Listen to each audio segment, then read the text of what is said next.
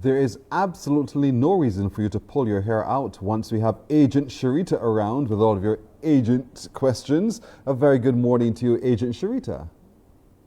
Hey, good morning, Pearson. Good to see you again. We're doing real estate this time. We want to look at renovating the home. And why is this such a touchy topic for real estate agents to be engaged with?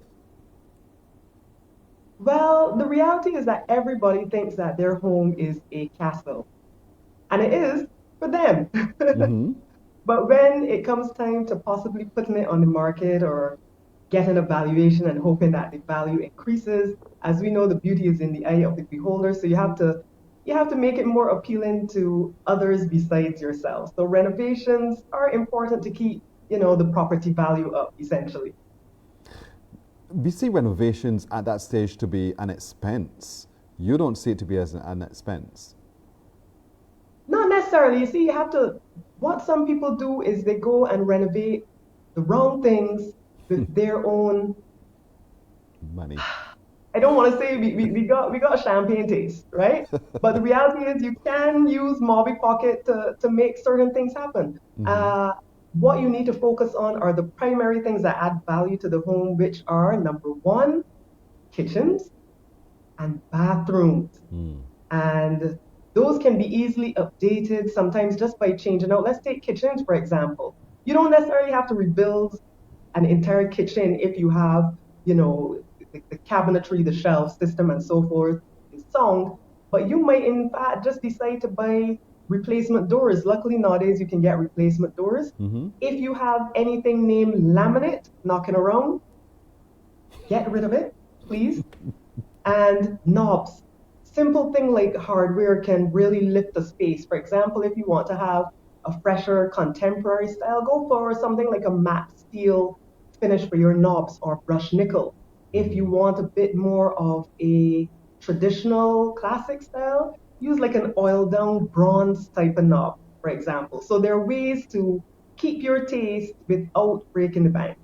So you don't have to do a whole scale renovation as in rip the whole thing out and put a new thing in. You can look at some specific pieces. That's what you're saying. Change the cupboard doors, maybe change the knobs and handles to the drawers. Those kinds, so it gives it freshness as well. And it makes it seem as if new.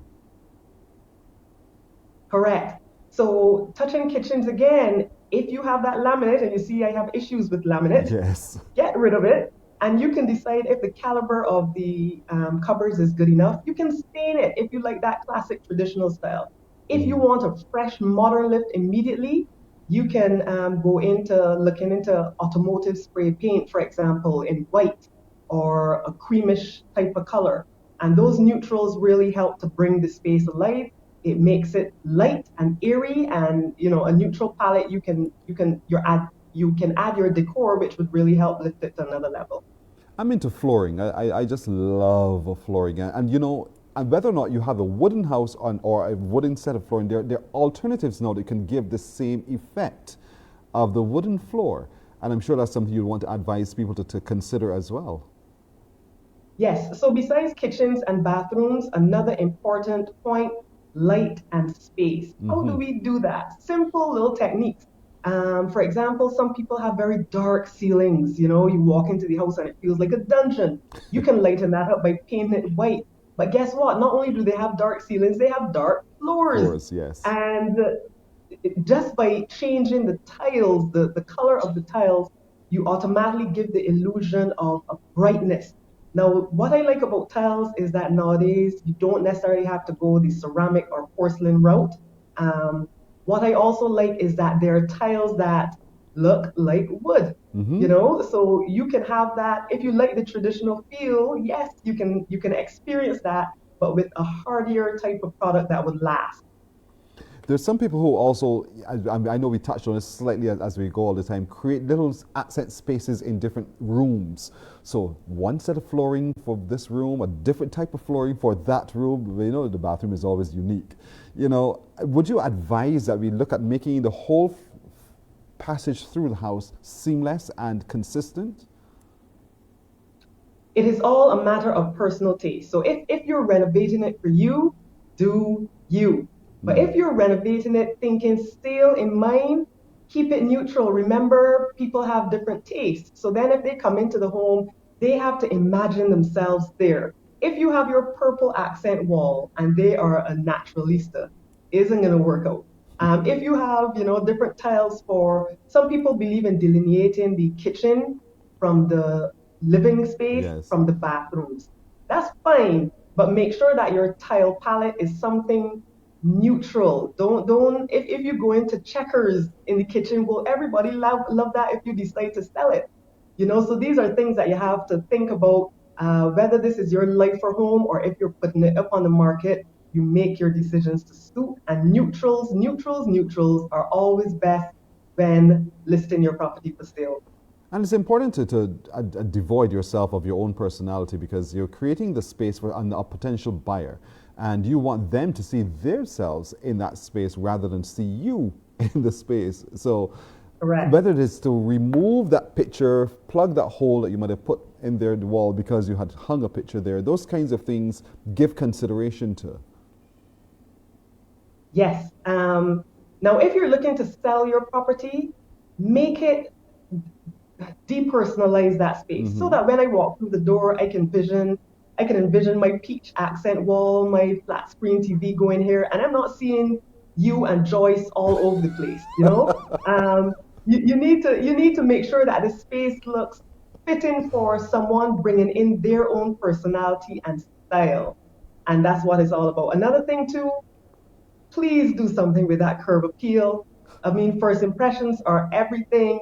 If you want your house to be sexy in this life and beyond, you prune your trees, you cut back the lawn, you finesse outside, and paint goes a long way, people. Sometimes we seem to be averse to paint. It goes a long way. So very true. But I'm glad you brought us to the outside as well. That's so very important because as a potential buyer, I'm going to walk around the house, walk around the property, and look to see where what is and where things are that I don't like.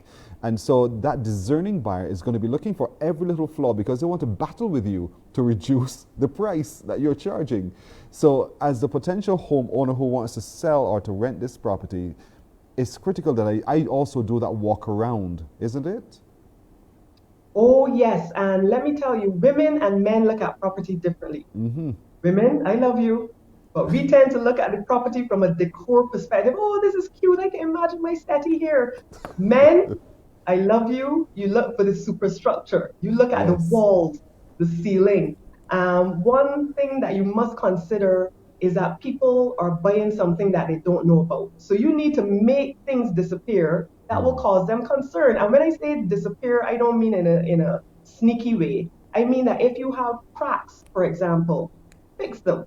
If you have issues that look like there would be moisture problems, research it and see if your walls have any dampness or something. Bring in a specialist to deal with that. And if you have any termite trails, how appealing is that I walk through and I see what used to be a trail of 10,000 termites? Get rid of it, scrape it off, paint it, obviously Yes. after you treat it. So these are things that people look at besides just the flow of a home that you have to make sure are in order. Let's talk about the level of honesty here because you're asking me to almost sugarcoat something so that I can get the best value for it. But wouldn't it also be my advantage to say to you, hey, Sharita, we have an issue with this particular piece of wood because I've noticed some wood ants there. Just bring it to your attention, so that you are at least aware? Oh, yes, listen, I tell people I sleep good at night because maybe I'm too honest as a realtor.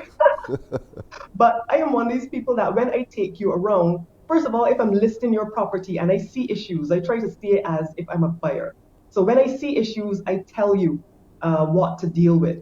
But more importantly, when people come through looking at that property, I feel good when I say, well, they did have a termite issue, but they got that treated 2 years ago. If you want to Mm. see the certificate, you can do that so you don't have to worry about that anymore. People feel comfortable when you are upfront with them because they know that a house will have problems and Of course. issues and maintenance stuff going on. So if you try to gloss it over as if this house is, without fault, you're Hmm. setting yourself up. Sometimes it's best to come out and say, for example, I showed a property that there was a massive crack um, along one of the walls. And the thing is, I made sure I pointed it out to them And I said this was actually, the owner advised that this was due to the earthquake that happened, but they also discovered a little bit of shifting underneath, but they've gone ahead and done some underpinning work and fixed that. Guess what? It causes the prospective buyer to feel a little bit settled, Yes. knowing that something was addressed. So that's the key. Fix it and declare it. Fix it and declare it. On that point, I must declare we have to come to an end. Thank you so much, Agent Sharita. As always, your sage advice is really helping everyone understand better the real estate market, because there's so many things that we take for granted that we ought not to. And for you to be able to come share with us, to point those things out to us, to really make us aware, really goes a long way. Thank you so very much. You're welcome.